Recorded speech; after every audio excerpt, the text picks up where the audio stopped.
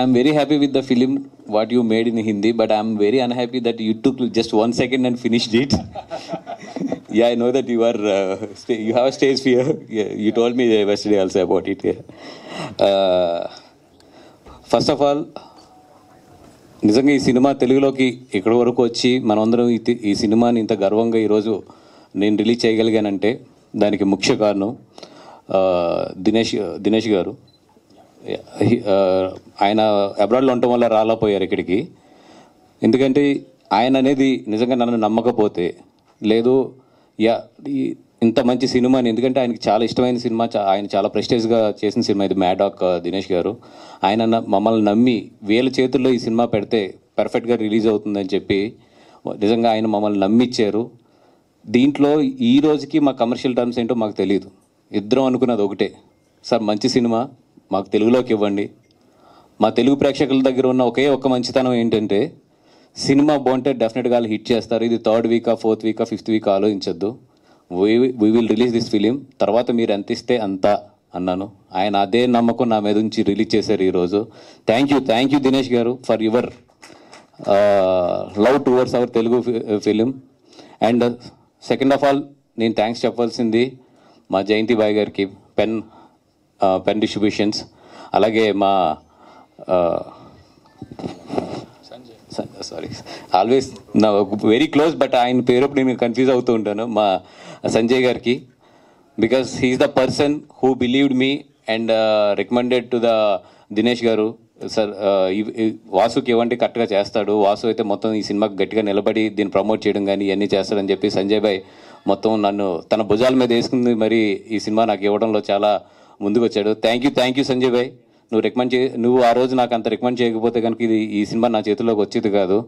And మన దివ్యాంశ్ గారు కానీ వీళ్ళందరూ కూడా డే అండ్ నైట్, ఎందుకంటే వాళ్ళు చాలా కార్పొరేట్ సిస్టంలో పనిచేస్తారు.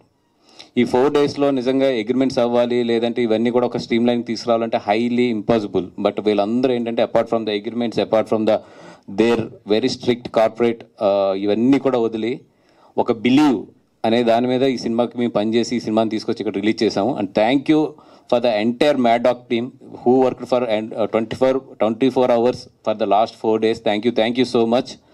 అండ్ ఇది థ్యాంక్ యూ మీట్ కాబట్టి చాలామందికి నేను నిజంగా ఈ స్టేజ్ నుంచి ఈ సినిమాకి రాత్రి పగల్లో పనిచేసిన వాళ్ళకి కొంతమందికి ఎస్పెషల్లీ మెయిన్ వాళ్ళకి అయితే మాత్రం నేను డెఫినెట్గా నేను అక్నాలెడ్జ్ చేయాలి.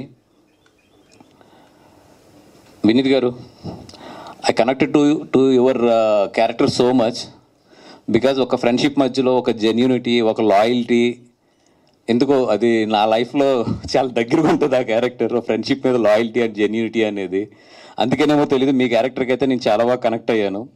And when you are walking away from him you know that they are going to kill you, your character, kill that character.